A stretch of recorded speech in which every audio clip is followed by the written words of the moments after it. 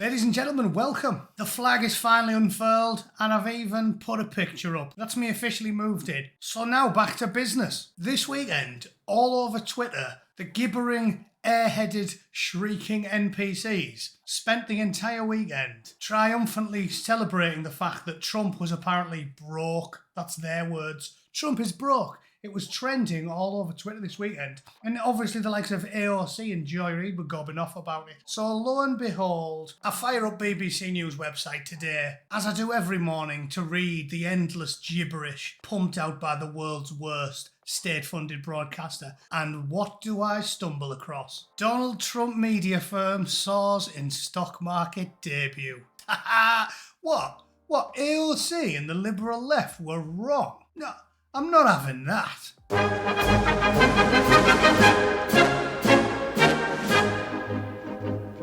Right then, brilliant news. First of all, here's the evidence to support my obvious factual claims that they spent the whole weekend declaring that Donald Trump was broke. First piece of evidence is Reid, which, if none of you lot know, is one of the presenters of The View, which is amusingly headed up by three women called Joy, Whoopi and Sunny. Joy, Whoopi and Sunny are three of the most miserable bints you will ever clasp eyes on. All they do is whinge. So it's comical to me that they picked three names synonymous with happiness. But here she is, properly having a good old chuckle at the fact that she erroneously believes Donald Trump is now skint. We begin tonight with some cold, hard facts. Donald John Trump is broke and begging for money. He owes New York State roughly $454 million, and the deadline to put up a bond if he wants to appeal or a deposit on the debt is Monday. If he fails to do so, New York Attorney General Letitia James can move in on Trump's bank accounts or real estate. His lawyers, paid for by the RNC, are telling the court that he doesn't have the money, which leads us to another fact. Trump has for decades lied about his wealth and about the valuation of his properties. He also has a history of not paying back his loans, and so most self-respecting financial institutions and wealthy individuals don't want to take a chance on him. Too risky. Cold hard facts, Donald John Trump is broke and begging for money. He's got more money than you, love. Put the kettle on. If Trump was in the studio, he's got enough money to pay her so we can slap her ass and go, you put the kettle on, love. 18 sugars, please. I mean, the story was weird in that she almost seemed to contradict herself in her own segment, because 30 seconds later she was like, oh yeah, but he is a billionaire. So that was weird. And then, well, here's a compilation. Donald Trump is running out of time to find $464 million. The former president's legal problems may finally be catching up with him. Could this be the beginning of the end for Trump's business empire? It does seem as though we are getting closer. Trump feeling the walls closing in on him. Panic mode, I'm told, is setting in. I think we're going to be writing a version of an obituary of the Trump organization. So there it was. The end of his business empire. His company's going to collapse. He's broke, obituary, all of these shrill, ridiculous terms. And then what do we wake up to today? Oh, how I love to see it. I tell you what, it's got nothing to do with me. I don't make any money off Donald Trump being successful. But there was a bit of blood in it when I was reading this. I definitely had a semi on getting to this article this morning. Donald Trump media firm soars in stock market debut. Well, twist my nipples and call me Frank, I never saw that coming. Oh yeah, I did.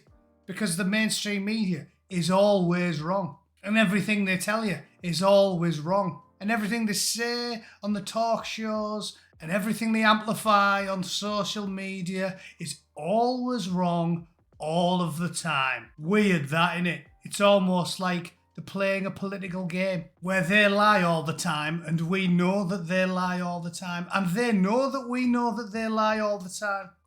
But they do it anyway because they think if we're powerful and we control every narrative, we control Silicon Valley and the BBC and Channel 4 and The Guardian and Sky News and New York Times and The Washington Post, we can just lie even though they know we're lying and it won't matter. Yeah, how's that working out for you? Those the gods would destroy, they first make proud. Shares in Donald Trump's media company have soared as the firm makes its formal debut on the stock market. Shares surged past $70 each in an opening trade, a price that gives the firm a market value of more than $9 billion.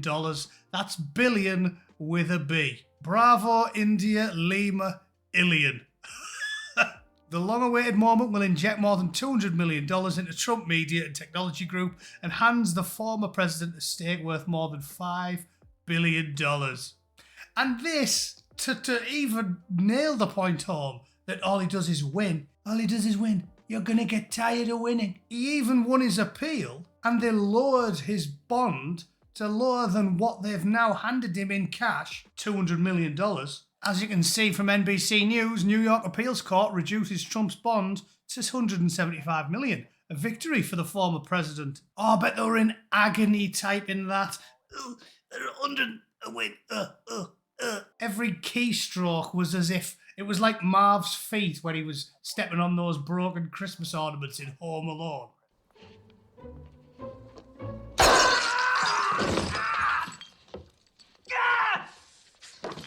I'm gonna kill that kid!